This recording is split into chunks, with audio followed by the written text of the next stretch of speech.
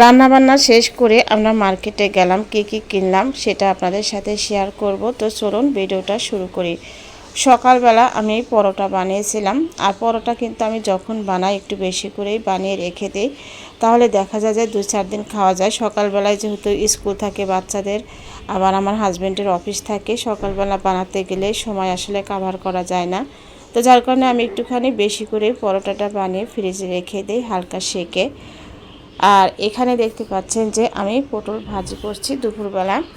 আর এখানে আমি কিছুটা মাংস রান্না করব।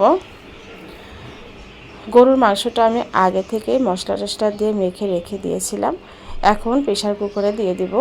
আসলে প্রেশার কুকারে দিলে হয়তো একটু মজা কম লাগে, কিন্তু রান্নাটা খুবই দ্রুত হয়ে যায়। আর ইদানিং গ্যাসের সংকট, সেটা তো সবাই জানেন। আর ইলেকট্রিক চুলাতে আমি রান্না করছি, আর ইলেকট্রিক চুলাতেও কেন জানি বুঝি না যে মানে হিটটা খুবই কম থাকে, অনেক সময় লাগে রান্না করতে। তো যাই হোক, ভালো করে কষিয়ে নিয়ে আমি গরম পানিটা দিয়ে দিলাম। তো গরম পানিটা দিয়ে রান্না করে কিন্তু আমি আলাদা পাতিলের মধ্যে আবার নামিয়ে নিয়েছি। একটু পোলাও রান্না করব, আগে থেকে আমি চালটা ধুয়ে পরিষ্কার করে রেখে দিয়েছিলাম। আর আমি দেখা যায় যে প্রেশার কুকারের ভিতরে তরকারিটা রাখি না, আমি আলাদা পাতিলে রেখে দিই, কারণ খাওয়ার সময় অসুবিধা হয়। তো যাই হোক, চালটাল আমি ভেজে পানি দিয়ে দিলাম, গরম পানি। আর সচরাচর আমি কিন্তু পোলার চাউলের মধ্যে কখনোই চাউলটা মেপে দিই না, এবং পানিটাও মেপে দিই না। এখন দেখেন যে আমি একটুখানি সেমাই রান্না করছিলাম বিকেলবেলা, একটা লাচ্চা সেমাই ছিল। আর লাচ্চা সেমাইটা আমার বাসার সবাই পছন্দ করে কম বেশি। আর এটা হচ্ছে রাতের খাবার। রাতের খাবারটাও কিন্তু আমি রান্নাবান্না করে রেখে তারপরে আমরা মার্কেটে চলে গেছিলাম। তো সব কিছুই আমার রেডি হয়ে গেছে। এখন আমরা চলুন মার্কেট থেকে কী কী আনলাম সেটাই আপনাদের সাথে শেয়ার করব। প্রথমে যে দেখতে পাচ্ছেন যে আমার 3টা বাচ্চা যেহেতু স্কুলে ভর্তি হয়েছে, তো ওদের জুতাগুলো আসলে ছিঁড়ে গেছে, স্কুলের যে জুতাগুলো সব ছিঁড়ে গেছে। তো 3 জনের জুতা কিনে নিয়ে আসলাম বাটা থেকে। আর এখন কেন জানি না, বাটা হোক আর যেখানেই হোক, জুতার দাম, সব কিছুর দাম কিন্তু একটু বেশি। আর আমার ছোটো মেয়ে দেখেন কিভাবে সে নাচানাচি করছে, ও কিন্তু খুবই দুষ্টু।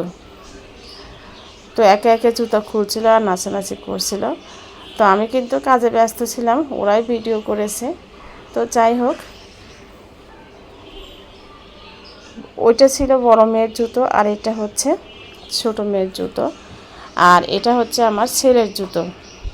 ছেলেকে নতুন ভর্তি করেছি, ওর জন্য জুতো দরকার। তো ড্রেসটা যেহেতু হয়নি, আজকে ড্রেসটা দেওয়ার কথা ছিল, সেটা কালকে দিবে। তো কালকে নিয়ে তারপরে আমি ড্রেসটা পরাতে পারবো।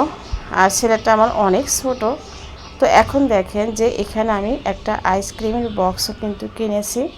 আর এখানে আমি কিনেছি আরও কিছু জিনিস, সেটাই আপনাদেরকে দেখিয়ে দিচ্ছি। সুন্দর একটা ট্রে কিনেছি, একদম কলাপাতার মতো দেখতে, কলাপাতার মতো দেখতে। তো ভাবলাম যে একটা নিয়ে যাই। আর দামও কিন্তু খুব বেশি না, মাত্র 100 টাকা নিয়েছে আমার কাছ থেকে।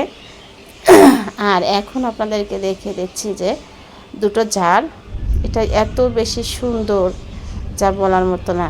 দুটো জার আমি নিয়েছি। আর এখানে আমি নিয়েছি হচ্ছে আরও দুটো জার গোল শেপের। এগুলোতে কিন্তু ডেজার্ট রাখলে খুবই সুন্দর লাগে। আর এটা হচ্ছে আপনার কাচের। আর এগুলোর দাম নিয়েছে, যে মুখা আছে যে, ও দুটোর দাম নিয়েছে হচ্ছে 80 টাকা করে। আর এই গোল দুটোর দাম নিয়েছে হচ্ছে 180 টাকা করে। তো ধন্যবাদ সবাইকে।